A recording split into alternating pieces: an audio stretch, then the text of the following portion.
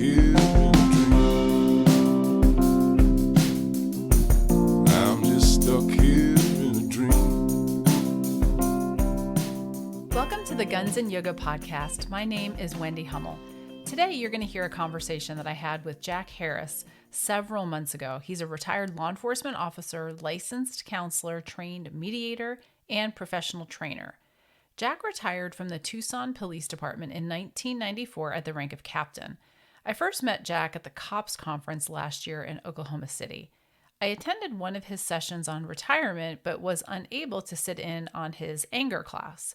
Several of my colleagues and coworkers attended and said it was a really good class, so I reached out to Jack and invited him on the show. Anger has been something that I hadn't really given much conscious thought to. It's always been an emotion that I've associated as having a negative connotation. Outbursts or losing your temper, which probably has something to do with growing up in a home where anger was not well managed. Jack is a subject matter expert and offers training nationwide on the concept of anger, conflict, and recognizing what your triggers are and how that's associated with your anger.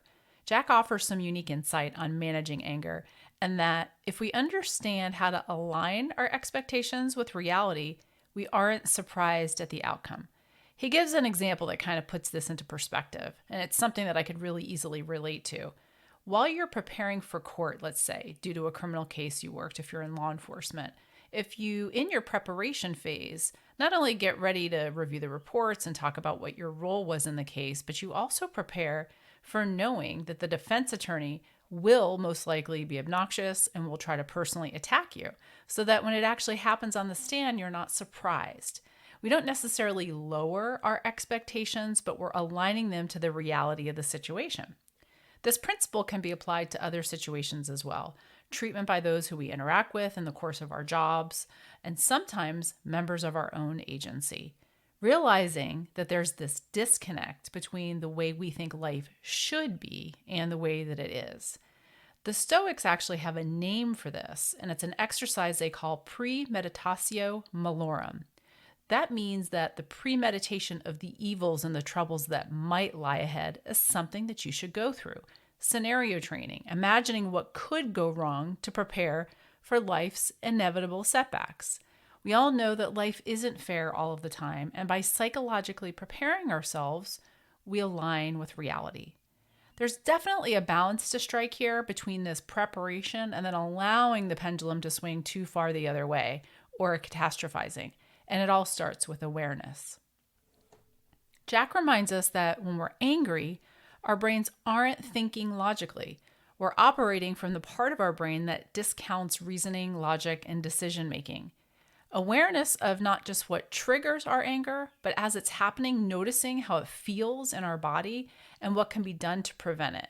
Jack mentions mindfulness and breathing as potential tools to offset this amygdala hijack. Jack and I agree, mindfulness and breathing are skills to be developed just like anything else that we're taught. Firearms, defense tactics, driving, report writing, etc.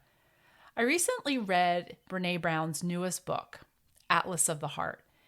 It talks about the importance of naming our emotions. She conducted research in which 7,500 people were asked to identify all of the emotions that they could recognize as they were experiencing them. And the average, 3: glad, sad, and mad. In her research, she found that when people talked about being angry, that stories of betrayal, fear, grief, injustice, shame, and vulnerability were also present. As a result, she is of the opinion that anger is a secondary or indicator emotion that can mask or make us unaware of all those other feelings that we can't name because we just don't have the language or words for them. How often have you heard someone say, or maybe you've said it yourself, "I'm so pissed off," rather than "I feel so betrayed and hurt"? This really resonated with me. My mind was officially blown. This may not be news to some of you, but the more I learn to name things, the better I get at managing them. Anger is something that has been coming up a lot lately, both for myself and for others that I work with. This awareness has been helpful in my role as peer support, but really also in my personal relationships as well. Anger lives on a spectrum from mild irritation or annoyance to fury and rage. Brené calls anger a full contact emotion because it has the potential to take a physical and mental toll on our health due to excessive nervous system activation. I love one of Brené's analogies. She talks about the indicator light in our cars and how it tells us to pull over and check things out.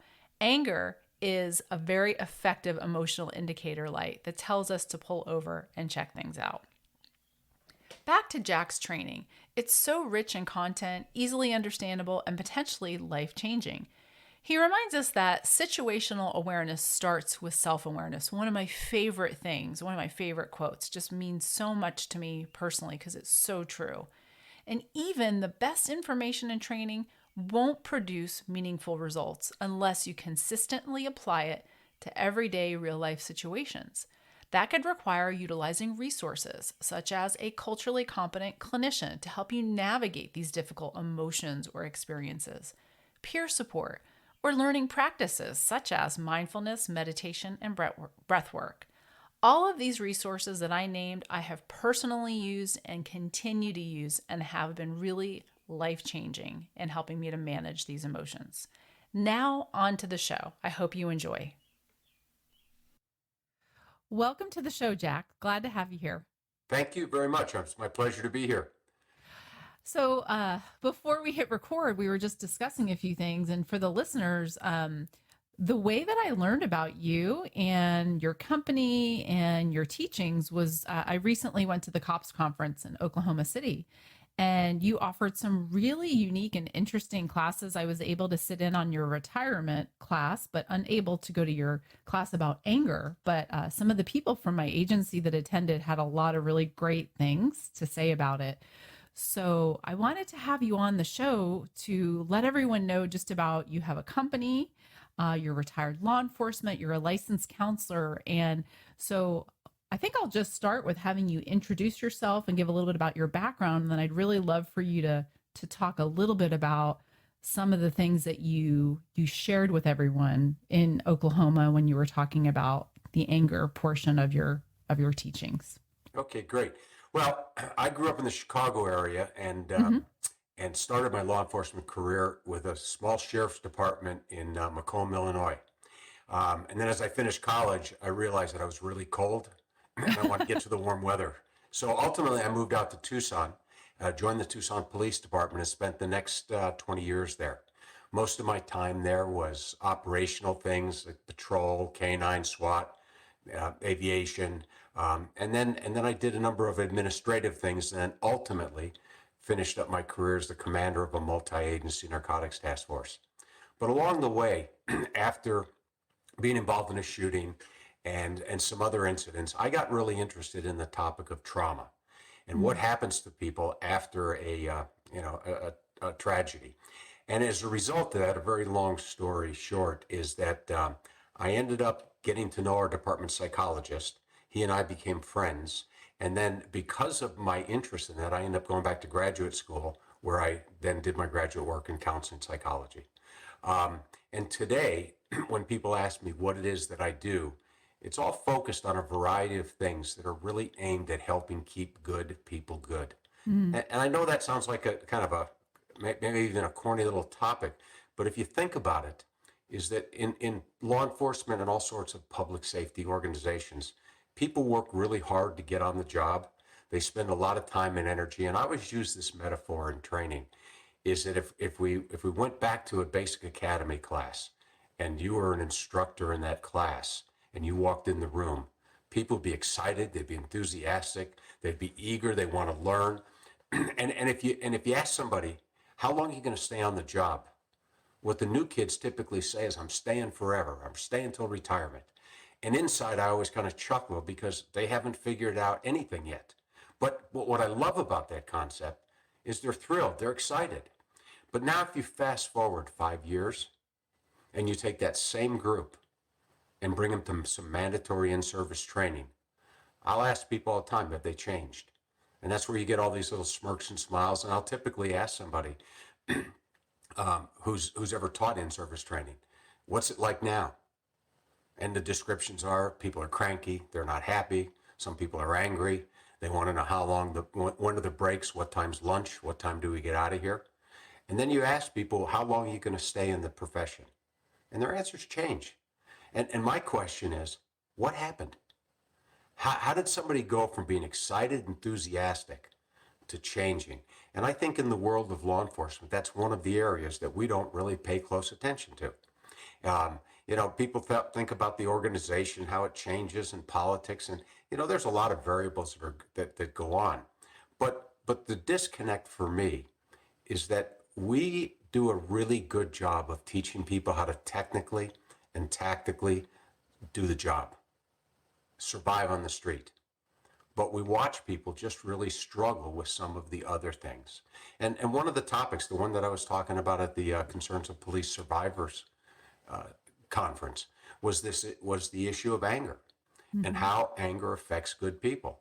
And I'm becoming more and more convinced is that we can add up all the shootings, all the other situations that occur, and I don't think it even touches the impact that anger is having on good law enforcement officers, both at work and away from work.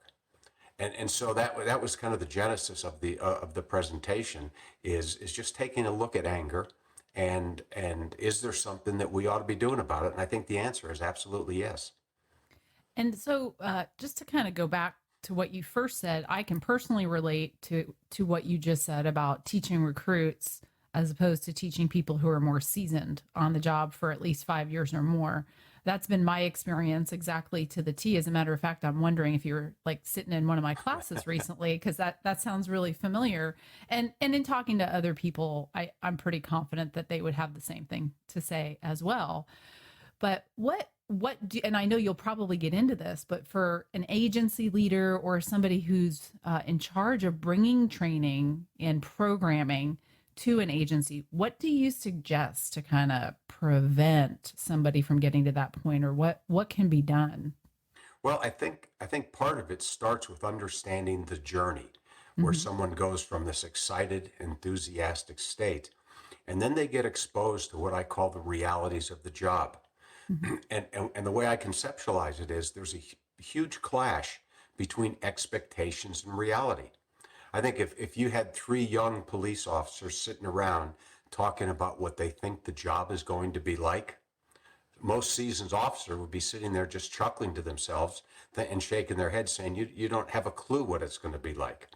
And I Right. think that disconnect becomes important because when our expectations get out of sync with reality, that's where all of us start to get frustrated. I mean, if you think about it, if you think about an angry person that you know, and if you went out to lunch with that person today and just listen to them talk, I can almost guarantee you that they would be spending most of their time talking about things that they don't control. And the other thing that they'd be talking about is you'd hear things like, but it's not right, it's not fair, it's not the way it used to be, that's not the way it was when I got hired. And all of those things represent a big gap between that person's expectations and reality. And and I would never advocate to somebody that you need to lower your expectations because for someone who's passionate and committed, that sounds like a slap in the face. But I think there's a huge difference between lowering our expectations and realigning them to reality. And that becomes, I think that becomes part of the challenge, and it's part of the unspoken conversation that we're not having in with organizations today and with people. Yeah, that sounds very familiar, exactly the way you're describing that. So, right, that was going to be my next question is what do you do? What do you do now with people that are in that place? How do you get them to realize that? Well, I think that it starts with an understanding that anger and the word anger management. I mean, it's become a buzzword. I mean, everybody uses it. We need to send this person to anger management. But I mean, if you think about it, most of that compelled training that people have to go to, it's check the box. And I don't care what profession is. We hear it in all sorts of different professions. Someone has gotten themselves in trouble. They're going to anger management school. They sit there for a day, 2 days, 3 days. They check the box as if it accomplishes something. But I conceptualize this as a skill, just like driving, defensive tactics, or shooting. It's a skill that has to be acknowledged, practiced, and we have to get feedback about. One of the examples that I think of is, just how we interact with the public. And one of the things I know and for a fact is that when our officers are out there making routine traffic stops or dealing with burglaries or just all the calls they handle, they are going to deal with angry people. And they're not necessarily angry at the officer, but they're angry. And the officer happens to be the tip of the iceberg that it ignites the anger. And here's the question I have is, what are we teaching officers and what skills are we giving them? What proficiency are we requiring to make them be able to have a better opportunity to interact with an angry person without it turning into a full-blown internet sensation? And so do you have any recommendations on what that would look like as far as giving them the skills they need to be prepared for that? Well, I think one of the skills is we have to take some practical examples and we have to make them part of training. I'll give you an example. I was doing a presentation for groups of chiefs of police. Mm-hmm. And this was a number of years ago when the whole notion of cameras and videotaping police was really at the forefront. And when I say at the forefront, I mean in terms of getting a lot of attention. And so there was two chiefs of police sitting in the front row. I pulled out my camera and I said, I want you to imagine you're handling a call. And all of a sudden, I'm standing across the street holding my camera up. And we sat there and went back and forth. And I said, so what does the conversation look like? And it went like, what are you doing? I'm videotaping you. For what purpose? I like videotaping police. Well, who are you? I'm Jack. And it was very non-combative, non-argumentative. And within less than a couple of minutes, one of the chiefs of police stood up and said, I'm not asking you, I'm telling you, put that phone down. And I said, sir, I'm sorry, I have a constitutional right. And next thing I know, he said, and he pointed his finger at me and he was pissed in the classroom. And he said, you don't put that phone right now, you're about to get your ass kicked. Wow. And I started laughing. And I said to the chiefs, I said, now wait a minute, you're the chiefs of police. You're setting the tone and the stage for your agency. And within a couple of minutes, in an absolutely fake scenario, look at the anger I was able to provoke without being angry myself. And I said, if I can get that kind of response from you in this classroom, what's happening to your officers on the street? And then my next question was, so what are we doing to try to help prepare our officers for those kinds of encounters? Now, let me share with you one other example. Doing this a few months after that, and I did the exact same scenario. And as I pulled out my camera, this was an officer now. And he held up his camera, pointed at me, and I said, what are you doing? He says, I'm videotaping you. And I said, what do you mean? He says, what kind of phone do you have? And I said, well, I have an iPhone, whatever it is. And he goes, well, I have the newer model. And he said, so I'm going to record you, you record me, and then we can get it in stereo and we can share them. And I started laughing. And I said, where did you come up with that? And he said, because about 6 months ago, I thought I was going to lose my job. Oh, wow. He says, I got into a confrontation with somebody. and the guy pulled out his camera and he says, and I lost it. And he says, and I grabbed him, I threw the phone down. And he says, driving home, all I could think about is, I'm going to probably lose my job. How am I going to explain to my wife, to my kids, that I'm out of a job and maybe I'll even get arrested? And when I heard that story, I kind of looked at him and I said, so where did this come from? He said, I made a decision that I was never going to allow somebody to put me in that position again. Excuse me. And he said, so I had to learn some better ways. And my reaction inside was, what a tragedy that he has to figure out his own ways rather than it being part of the training. We would never do that with driving, with defensive tactics or guns.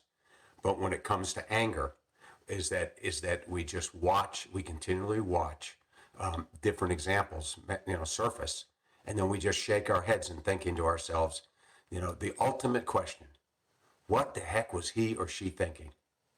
And every time you ask that question, the answer is the same. They weren't. They were pissed off. They were reacting, and they were reacting to the anger, not responding to the situation.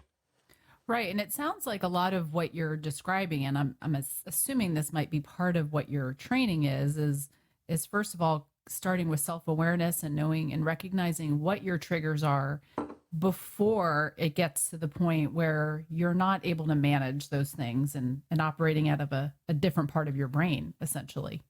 Absolutely. I use the phrase, and I asked this in classes. I said, what are your buttons? Hmm. All of us have buttons. we Yeah. have, we have, I call them the 0 to 60 buttons that make us go from 0 to 60 in a flash. Hmm. And I'll ask people, what are the things that other people do that ignite you? And I'm amazed at how many times people say, well, what do you mean? Well, what are the things that people say or do? Whether it's a camera on the street, whether it's somebody flipping you off, whether it's somebody saying, why do I have to do that? But if we're not aware of our buttons, is that it always puts other people in a great position of power. Because, we talk about this, we're talking about it now in the sense of law enforcement, but I'll typically ask an audience, how many of you have kids? People raise their hands, and I said, do you think if I was interviewing your kids and they were being honest, that they could tell me what makes mom or dad crazy? And everybody starts laughing. And then my next question is, do you think they ever do it just for fun? Well, think about that analogy on the street. You're out there as an officer, you're interacting with a group, and let's not even call them a violent group. Let's just call them a bunch of knuckleheads. And they've got their cameras out. But do you think that they are sitting there pushing buttons and pushing buttons, hoping to find the right one that makes you the next internet sensation? That's a good point. That's a good analogy for people to understand that. So going back to your question about training, when do we incorporate these examples into training? When do we make them a practical part of role playing and scenario-based training that people have to demonstrate proficiency? Because there's a big difference when it's skill-based. We don't just have a class, and we don't have somebody come in and say, okay, we're going to talk about firearms today. Here's how you shoot a gun. Here's your gun. Good luck. Is that we have people go out on the range. We have them go out on the driving track. But as long as this concept of anger and conflict is just a check the box training, I don't think we'll ever achieve meaningful results. And when you go around the country and you talk to officers who understand this, is that there's a lot of examples where people, it's just scared the daylights out of them, and they had to figure it out on their own. There's other people that have brought those skills to the academy that they got somewhere else along the way, but we make an assumption in law enforcement many times that just giving them information is going to solve a skill problem. Yeah. And I'm curious, and I don't know if you can answer this, but the example of the officer that you were just referencing in your example, what did he do when he had that reality check? Like, oh gosh, I need to do better. Did he share with you what he did to get to that point? Obviously, he realized something needed to change. Yeah. Well, first of all, I just want to emphasize, as he relayed to me, he was terrified because he loved his job. Yeah. And he, honest to God, thought that he was going to lose it, or worse, get prosecuted. Mm-hmm. But he said, I had to figure out what my go buttons were. Mm-hmm. I had to figure it out. And then he says, and I had to look for opportunities to practice doing something different. He did a bunch of reading, and just looked at some of the literature that was out there. But he said, what I had to do is practice, and I had to put myself in positions and start with a real conscious awareness of what his vulnerability was to these situations. And for all of us, they're different. Right. All of us have different buttons. And so that's why you can't just make this blanket statement.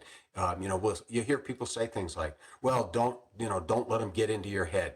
Don't let them trigger you. Well, that's great, but it doesn't mean anything if we're talking to a group of people that has a lot of different triggers.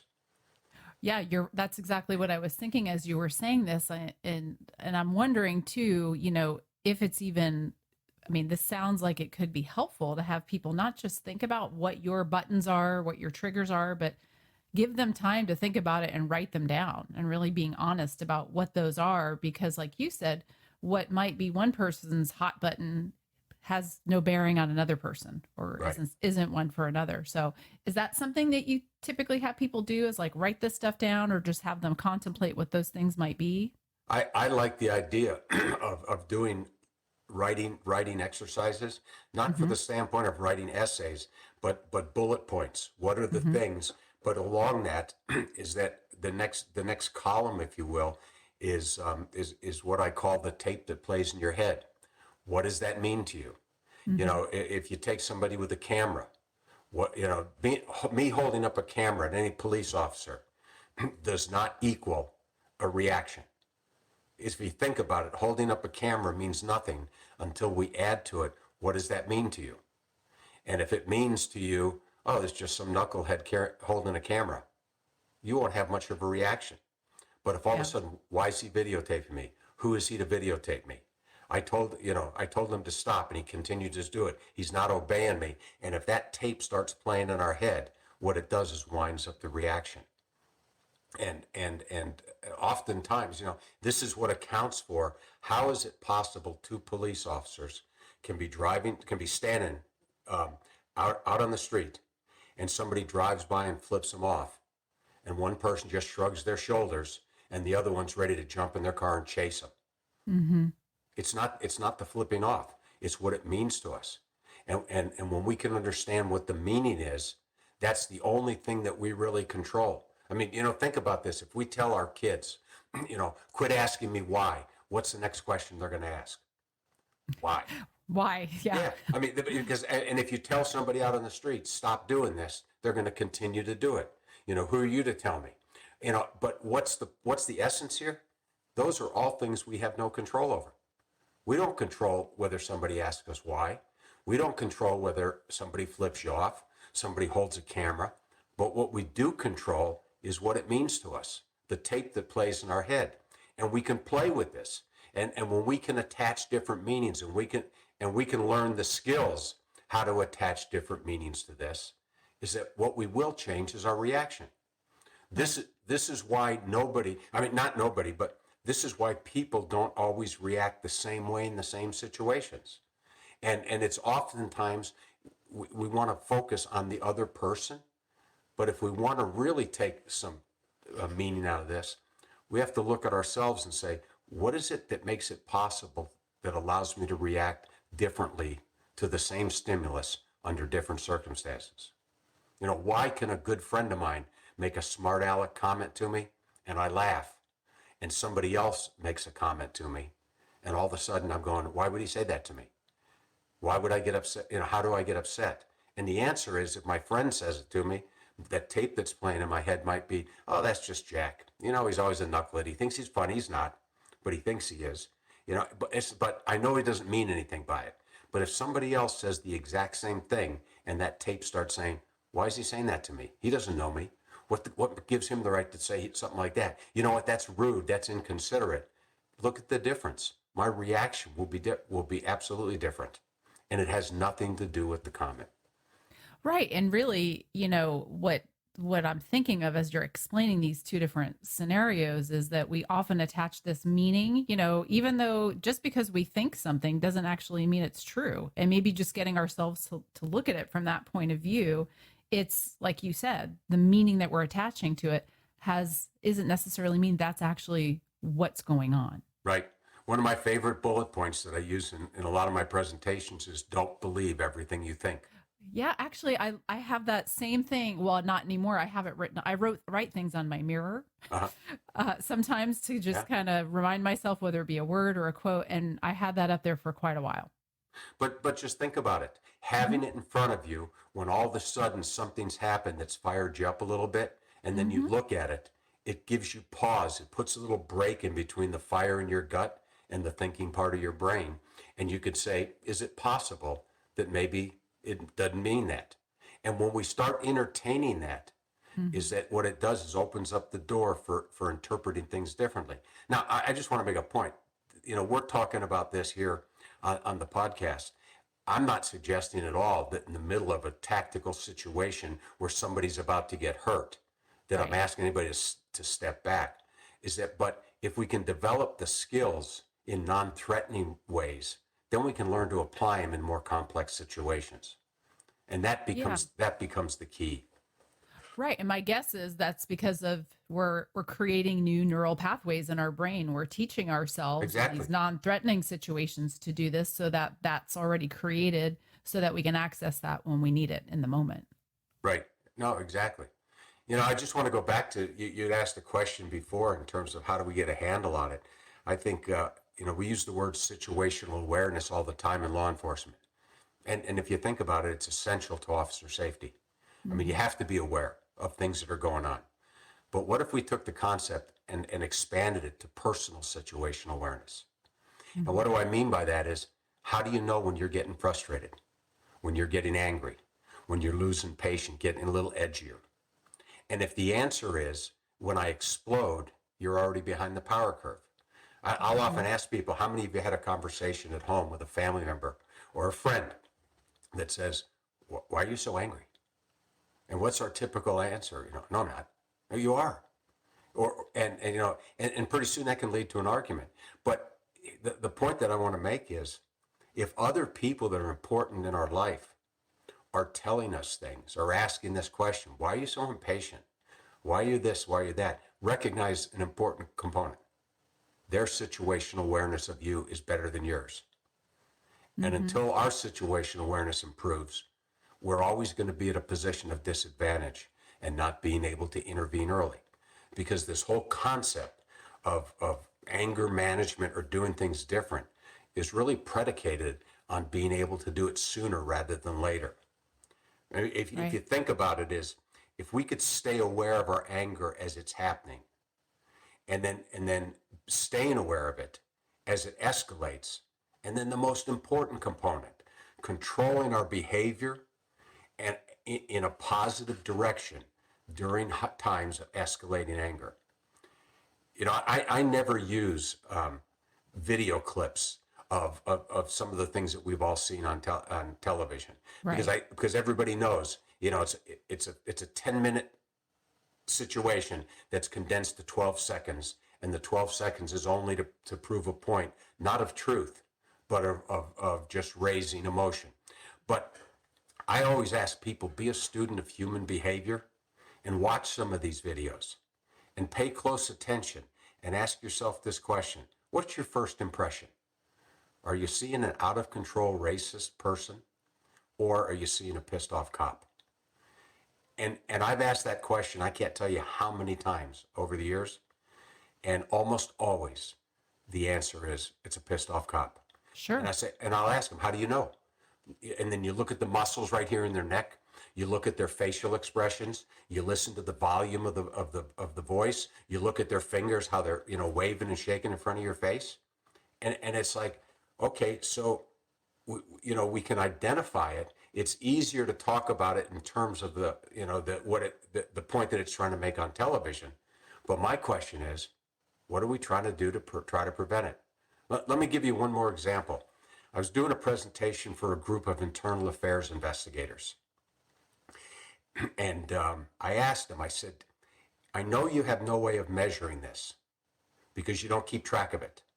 And so you don't have an answer, but I want you to tell me anecdotally, is it what percentage of the personnel complaints that you receive have some component of an angry, pissed off cop? Their answer, not mine, was in the 80, 85, 90%. Mm-hmm. And I said, okay, so now you've been collecting this anecdotal data for all these years. I said, what are we doing to try to prevent it? And the question was, well, what do you mean? I said, well, if you know that a vast majority of your citizen complaints have a component of an angry cop in it, what are we doing to try to prevent it? And the answer was, well, that's not our job. And I said, I understand that. I said, but whose job is it? Whose job is it when we become aware of a pattern that's leading to problems to fix it? I said, think about it from another perspective. If five people in your police department backed up and hit a telephone pole in the last 2 weeks, what would everybody in the department have to do? And they all started laughing. They said, they all have to go to backup training. And I said, but look at the number of complaints and the number of interactions that are happening that have a component of anger. And yet we just kind of shrug it off. And I think part of the answer is that it's not conceptualized as a skill and an essential component of an officer's job.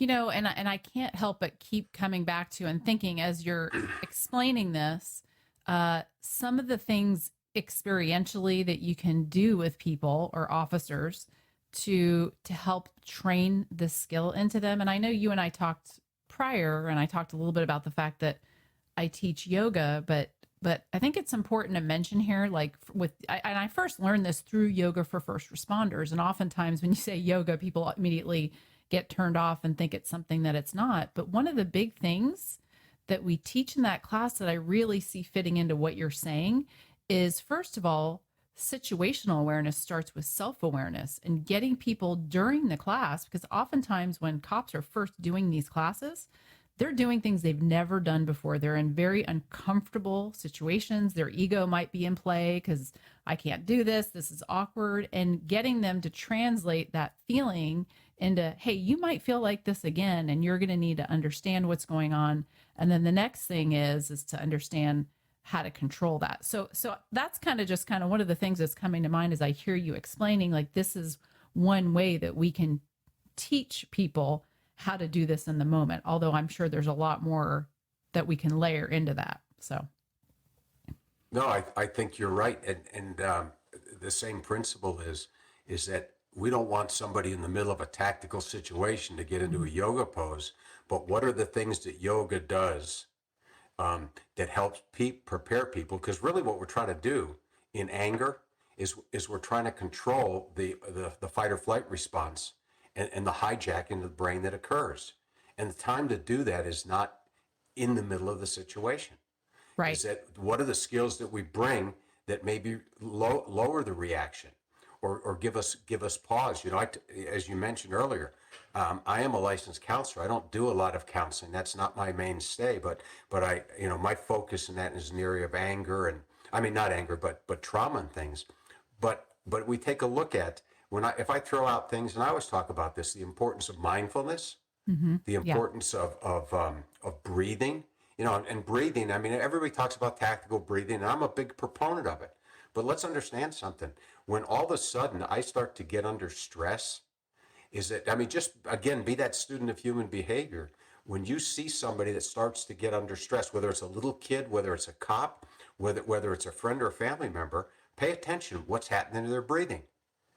And the more the stress elevates, their breathing gets shallower and it gets more rapid. And what's happening inside, that's sending an alarm to the brain. It's saying, hey, I'm not getting enough air. And the amygdala, the alarm is going off. And pretty soon it's saying, we got to get more air.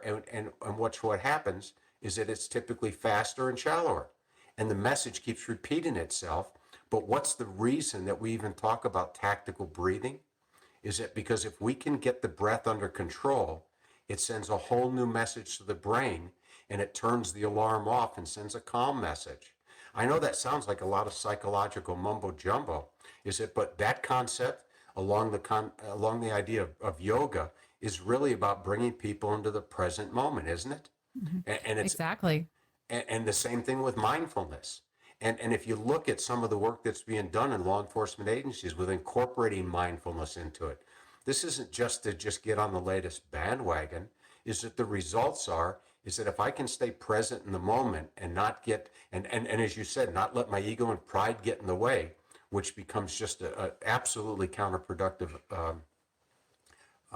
piece to this, is if I can stay in the moment, I can better deal with the situation. And again, that's, it's something, it's what I call woo-woo thinking, but it's real. It's grounded in science. It's not touchy-feely. There's hardcore science that says this stuff makes a difference. So I'm so happy to hear you say all of that, because, those are everything that you just described, and you called it psychological mumbo jumbo, which is totally not. That's all part of what we teach in those classes is putting all that together. It's evidence-based, like you said, because I think it's different now than it was 5 years ago. Saying the words yoga, meditation, mindfulness, any of those things used to definitely be a lot more off-putting than they are now. I think it is becoming more mainstream, but I think what the importance of what you're saying is you still have to frame it and present it to our audience in that way. this is why we're doing this. This is why it works. Because if you just say, hey, come to yoga, that, or hey, come be more mindful, that's not going to cut it. Right. And I think that ties exactly into what we were just talking about a minute ago. The checkbox training is go to yoga, go to Yeah. mindfulness.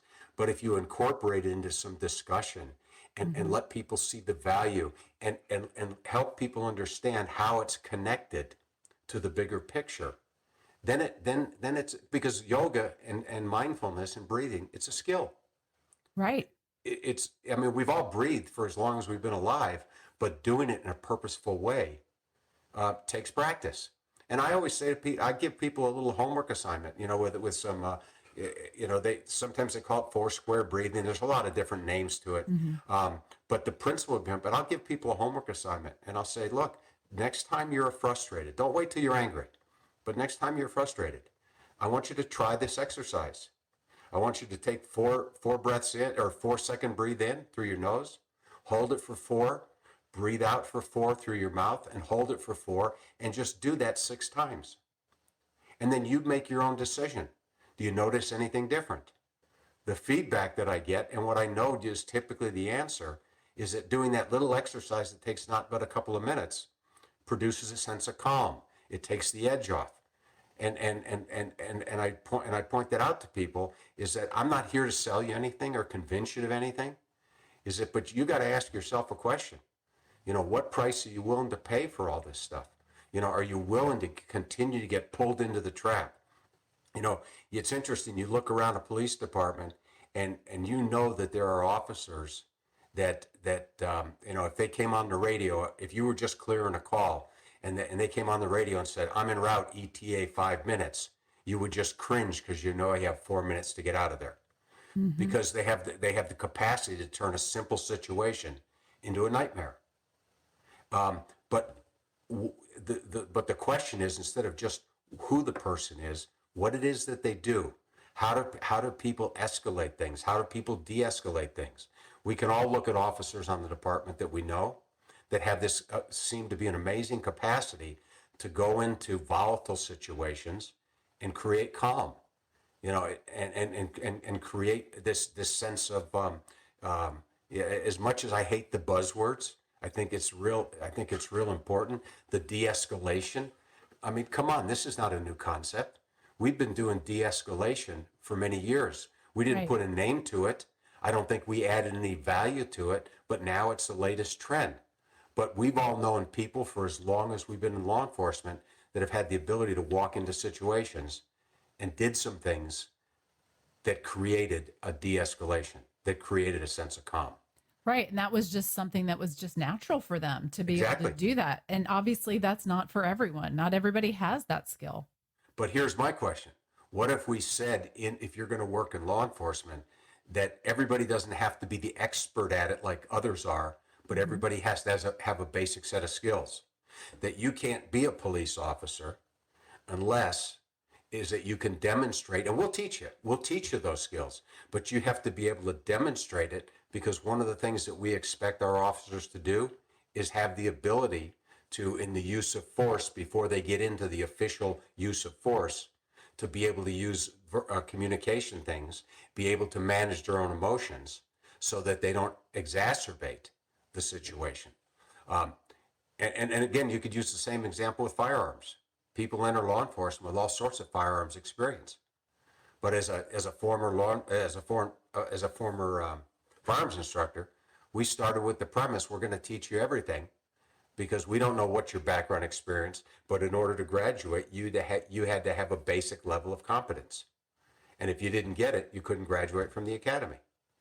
And yet there were some people that became expert marksmen, and there's some people that passed the qualifications, but the qualifications were a basic level of proficiency. Yeah. And I guess like the $1 million question, and I don't even know if you can answer this, is because you said this in the very beginning. It's how do you get people who are in that place of, there's a disconnect between what their expectations are in reality, and they're stuck and they can't really see that. I guess that's what I'm asking, or Yeah. maybe you have some insight on how you can identify somebody you can clearly see is stuck and can't see what everyone else is seeing. Um, do you have any Well, yeah, suggestions? I think the first thing is that the worst time to try to intervene and try to teach somebody is when they are 10 on a 10-point scale, Sure. because at that point their brain's not thinking. Is that, but if we can back it off a little bit, I think supervisors. So we've been talking so far about what people can do, but I think the team, whether it's supervisors, whether it's coworkers, play a big role in all this stuff. And so, in answer to your question, in my ideal world, is that after an incident, when somebody identified it, and we'll just pick on supervisors for a minute, is that let's say something erupted, is that not that moment. And I think we all make a mistake sometimes. We do it with our kids in the middle of an argument. We try to get logical completion to this thing. Mm-hmm. But what if sometime afterwards, when emotions have a chance to subside, are we sitting down with people and we talking about it, not so much of in your face, look what you did, but I noticed this, I watched this, here's what's happening, this is what I'm concerned about, this is going to cause you some problems, and then maybe that supervisor doesn't have the skills to teach it, but are there people in the academy, in the department, is that that can teach them new skills? I mean, we could spend hours talking about ways to do this, but I think it starts with that awareness. And I think that part of it is, I mean, one of the things that I'll typically do with people is that if I'm talking to them, I have a sheet that I use, and it says, what's the event that happened? What's the tape that plays in your head? And what was the reaction? And that's the pretty simple part, because you can fill in those boxes. But then the next two columns is that what would you like the outcome to be? What would you have rather this incident look like? And maybe the answer is, I wish I wouldn't have screamed. I wish I wouldn't have threatened the person. There could be a lot of different things. But then the last column, which is the hardest column for people to sort through, is what's the tape that would have to play in your head that would allow you to have a different reaction?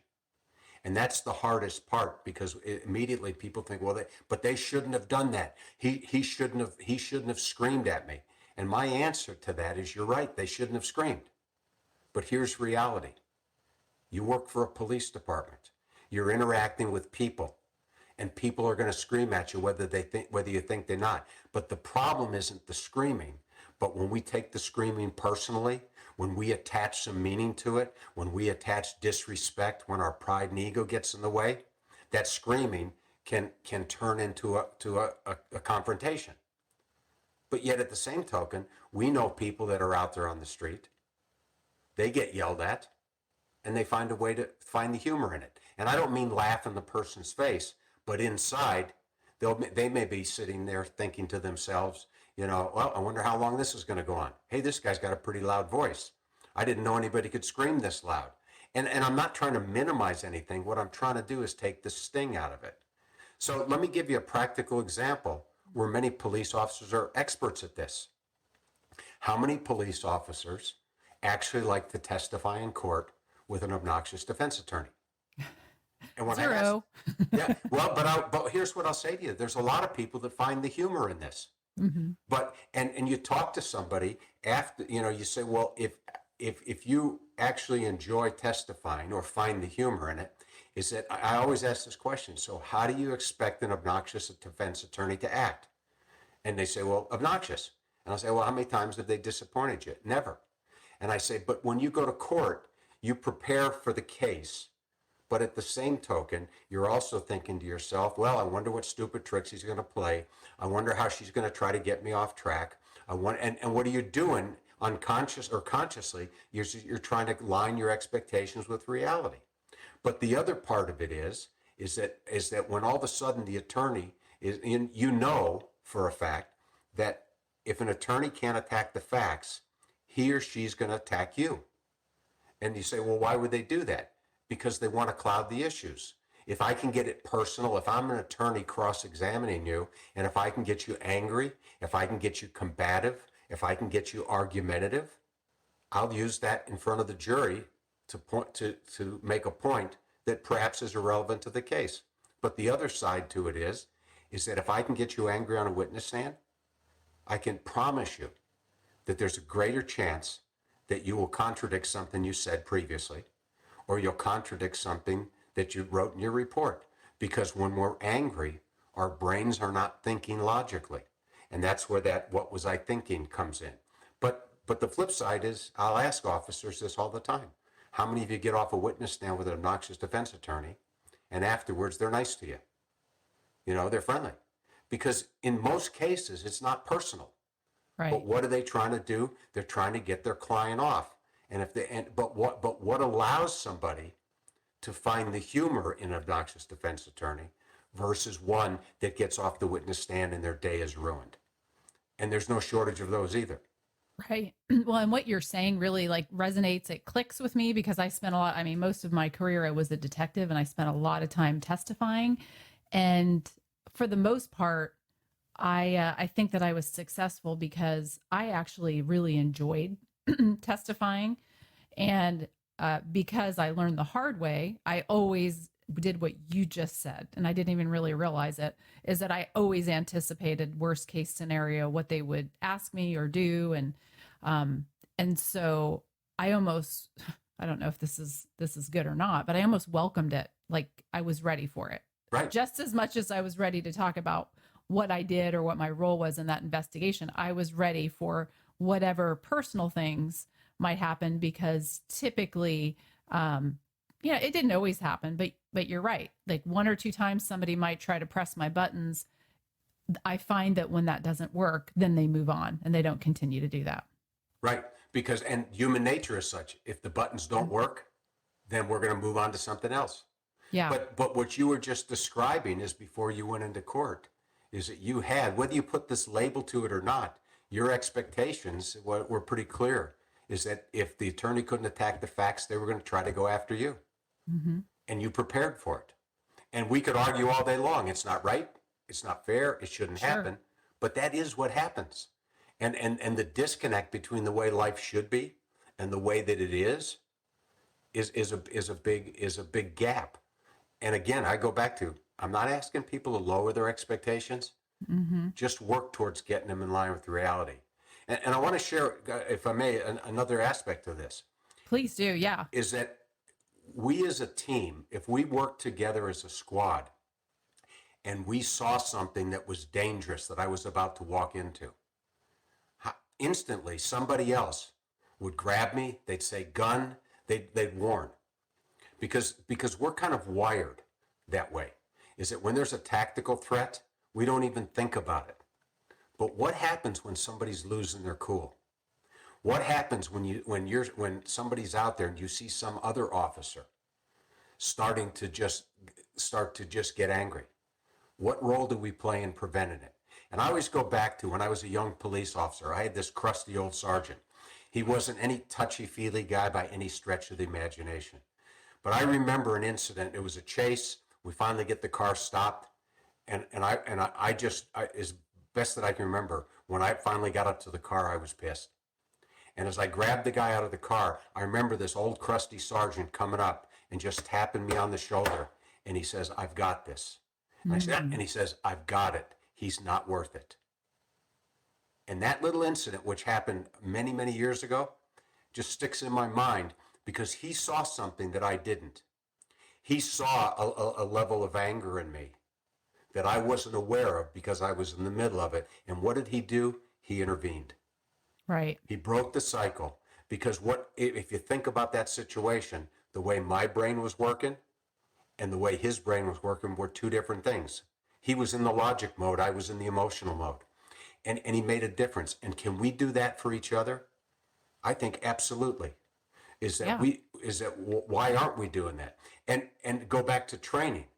Are we doing this in training? Are we making this part of real life scenario role play simulations? Is it where the expectation is? Somebody steps in. And it isn't to prevent embarrassment for the department. That's not my focus here. My focus is that let's help prevent let's work as a team and help prevent some simple situations from turning bad. And if I see something that's a physical threat, I won't hesitate to intervene. What if we could incorporate, if I see something that's a potential threat in the topic that we're talking about, we're going to intervene. Do we give each other permission to do it? Do we make it part of the conversation? Do at squad meetings, do we talk about this? Hey, if I see something, we're going to get involved because I'm not going to let you go down a path that's going to cause you problems. And I don't think that's really an integral part of today's conversation. And I think it should be, especially in light of everything that's going on out there in the streets these days. Yeah, that's what was coming to mind when you were describing all of that. I think, unfortunately, because of some things that we've seen in the media and some incidents across the nation, I do think that more agencies are becoming aware of this, but I still think there's a lack of, okay, now what? We know we need to do this, but how do we do it? And I guess that's partially where you come in with a lot of your training. I'm guessing you go to a lot of agencies and give them that this is how you can do it. I don't do as much of that other than do like what the cops presentations. When I at the presentation for that conference, it was really about bringing some things to the forefront, Yeah. giving you some things to think about, and I always talk about, it's because sometimes if you just say to somebody anger management, it just it automatically turns them off. But I think of this in terms of the power of anger. I use this example. I mean, if I was really angry and we were together in the same city right now, and if I was really angry and I had to drive 100 miles, would you jump in the car with me while I drove? Most people go, I don't want to get in the car with you like that. Because we realize if you're angry, your head's not in the game. I'll say to people, if we were part of a high risk entry team, a SWAT team, and I was really angry because I didn't get the job that I wanted and somebody else got it, and I'm really disappointed and angry, do you want me on your high risk team?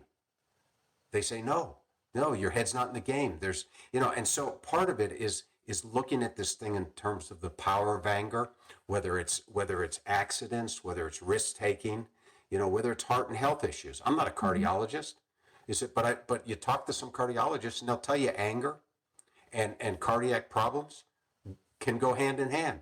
We look at decision making, not a topic for today, but decision making. While it's easy to talk about bad decisions, my question is, how is it possible under the wrong circumstance, somebody could make in a split second a horrible, sometimes career-ending decision? And think about the role of anger. I mean, here's the little acid test for anybody that's listening today. Have you ever found yourself in a position where you've been really angry? You just had it right up to here. And at the height of this, you said or did something that at that moment felt perfectly good. And then about 12 seconds later, the other part of your brain was going, oh crap, what was I thinking? And the answer is you weren't thinking. Right. You were reacting to the anger and putting some distance in between the two. Can we learn to do this before we have to do it with high risk situations? So, and then the other aspect of anger is what's the impact on families and people closest to us? Right. And so I think when we talk about the topic of anger management, it's not just about the latest buzzword. It's not just about the videos that we're seeing. Is that this is a real life issue that many good men and women are paying way too big of a price for. And if the department's not going to do something different about it, and my message to them when I'm talking at a lot of these conferences, look, if the system's not going to fix it, then we need to pay attention to it. If I'm talking to administrators, then my question isn't this something that an organization should be focusing on? Because this is what's getting your officers in a jam. This is what's looking bad in the press. And as a chief of police, is that this is the stuff that's getting chiefs of police fired. And so there's a lot of reasons from a lot of different perspectives, but ultimately, I think it comes back to, this is a piece of helping keep good people good. Give them the skills and the tools they need to be able to do their job well, just like we do with some of the hard skills and tools. Yeah, I agree. I couldn't agree more. I mean, organizationally, there's a responsibility, but you have a personal responsibility to yourself and to your family, obviously, to do these things if that isn't something that your agency offers. Right, exactly. And that was my message at the cops conference, because my audience was very diverse. And Mhm. so it's kind of like personal wellness and resilience and all the topics that we talk about, important for sure. But if we wait for the department to make it better, we're going to be waiting a long time. If we wait for the department to make our family life better, it's not their job. It's not their responsibility. And part of this, I mean, my message is that we have to take some personal accountability and start doing things in spite of what the system may be doing for us. Yeah, and I have one last thing, and I Yeah. think I think assume I know how you're gonna to answer this, and it's probably not much different than anything we've already talked about so far. But for anybody who's listening, who we've talked a lot about anger as far as the community and giving a lot of examples of community. But what about for people that are feeling that way because of internal organizational blame or anger towards leadership or the way things are internally? Because it seems like that's a trend across the nation where people are feeling very angry towards the people that run their organization, wherever that might be.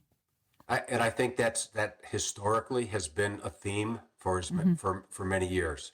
When I ask people, what are the things that we get angry about? Most the organizational politics, bureaucracy come right to the top. But then I go back to, I think, which is really the heart and soul to this, is having some clear understanding of what we do control and what we don't control. And I use the phrase is that if we don't manage our own anger and frustration and emotions, is that the things that annoy us will start managing us and those important to us. And then ultimately, no one is more responsible for taking care of you than you are. We go back to your question about the organizational things. Um, so I want to make 2 points. One of them is look at people within an organization that seem to be able to weather that storm, Hmm. and it just doesn't bother them as much. A chief or sheriff comes out with a new decision, a new policy, and they just shrug their shoulders and they say, well, I may not agree with it, but I don't have time to think about it because I'm going to go to work and I like working and I'm going to go out and work. And then you look at somebody else, that same policy comes out and they're all wrapped up, and who are they talking to? Who are they expressing their anger with? Is it people that agree with them? And so now they spend their whole day talking about how wrong it is, how it's not right. And I'm not asking people to give up and be milk toast, but just realize is that you work within a system, is that there'll always be a bureaucracy and a policy. And there'll always be something different. There'll always be somebody making decisions.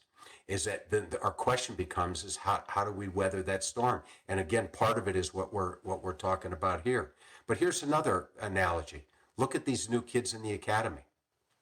When they get out, somebody's making policy decisions. Hmm. There's bureaucracy, there's politics, and it doesn't seem to bother them as much. And then you look down the road and you watch somebody, that same person, now the slightest little thing. Who are they to make that decision? Look, I was a commander and I realized is that sometimes I'd make decisions and people get angry about it. I mean, I tried my best sometimes to explain what the basis for it was. Hmm. But that was no guarantee because there were people that just didn't like it. But at the same token, all of us work in an environment is that somebody else is going to make a decision. And I'll hear people say, well, then fine, I'm going to leave this agency and I'm going to another one. And I'll say, great, here's what you're going to experience, the honeymoon period. Everything's going to be wonderful. And then about 6 months later is that you'll realize that there's still somebody making policies and decisions. And so it goes back to if you can't change the situation, recognize it, own it, and change the way it affects you. That's the only choice that we have because there's nobody that's going to change the bureaucracy and the policy of their organization. But I think it's critical that we learn how to change the way it affects us because if not, we're paying the price. Yeah, and everything you're saying is so important, and I really appreciate you taking the time to lay all of that out for everybody because I think it's something that everybody needs to hear, not just people who are in law enforcement, but people who are all public safety, family members, Right. because like you said, I mean, really it starts with knowing that you can't control what goes on except for the way that you respond. And I think that's so difficult, especially for people in our line of work, is because we really, a lot of times, like to control everything. And that's the last thing that we can do. It's extremely difficult. But if we don't think about it and we don't put our efforts there, then what we could do is we get consumed by the other stuff. And I'm glad you mentioned family, because this stuff all plays a big impact on family. If it's your weekend and your time away, my argument is you ought to be doing fun things with your family that you enjoy doing, not complaining about how terrible the department is. Because it's bad enough that you get paid to complain about it. But when you're bringing it home and letting it live rent-free in your head, you're paying a really monumental price for that. Yeah, and that's another really good point that you just made. Living rent free in your head. That's another good one that I like. I forgot about that one. Yeah. So, I want to be respectful of your time. We've been talking for about an hour. So before we wrap up, is there anything else that you want people to know who might be listening on this topic that we didn't cover before we sign off? Yeah, I would leave you with just a reminder about the power of ego and pride. And I'm just convinced if we could get that out of the equation, we could make some monumental changes very quickly. And again, I realize that what I'm talking about is simple conversation, but developing the skills and practice requires work like everything else. But the other thing, and here's a simple little tool that I always like to leave, that I'd leave you with, is that the next time you find yourself in a conversation where somebody is talking differently than you are, or has a different opinion, or is trying to push your buttons, is that recognize it for what it is and realize that conflicting views present us with an opportunity to be curious. Be interested and curious. And what do I mean by that? First of all, I don't want you to practice this with the most complex thing, but try this with some simple examples. Is that next time you're dealing with somebody that's angry, instead of the gut question of why are you so angry, try this. Hey, I see you're pretty annoyed. What's happening right now? What did I say? Ask what and how questions instead of why questions. Try this at home with little things, and you make a decision for yourself if whether or not this creates different results. I'll give you a little backstory. When you ask a why question, it just has this unique way of triggering emotions. What do you mean why? And you get defensive. But when you ask a what question or a how question, it forces people to think. If we were talking right now and I said, I can see you're pretty annoyed with me. What just happened? What did I say? It causes the brain to stop and pause and think from the front part. And when we can get people answering what and how questions, it sends another message to the other part of the brain. It starts to create a calm. The other thing, it demonstrates respect. And in the world that we live in today, we out on the street, and obviously I've been out on the street in a long time, but I don't think there's anybody out there, internally or externally, that doesn't want to be treated with respect. And the simplest technique that I know is ask what or how. I say this to supervisors all the time. Instead of jumping and getting into the issue, take a deep breath and say, so what happened? What made you decide to go this way? How did you think that was a good idea? And see if you can provoke a conversation. Be curious, be interested, and see if you can develop some understanding, because it sends a strong message to the other person that I'm interested, I'm paying attention. That doesn't mean that you're going to agree with them, but before you decide, and as I say this to parents, it's the same thing. You want to try a real simple example? Next time one of your kids does a knucklehead thing, instead of telling them what they should have done, take a deep breath, wait a couple minutes and say, hey, I see you came home late again tonight. What happened? What prompted you to do it? And if you can control your natural tendency to want to be defensive and just be curious, you'll see the conversation changes. And I think this is one of the skills that we can use within the job that we do, that what and how questions, not why. That's really good advice. And you are a wealth of information. I really appreciate you taking the time to talk to us today. So if anybody who's listening wants to find a way to contact you, reach out to you, whether they have a question or maybe they want to bring you to their organization, how would they go about doing that? The easiest way would send me an email at jack@jackharris.org. Okay. All right. Great.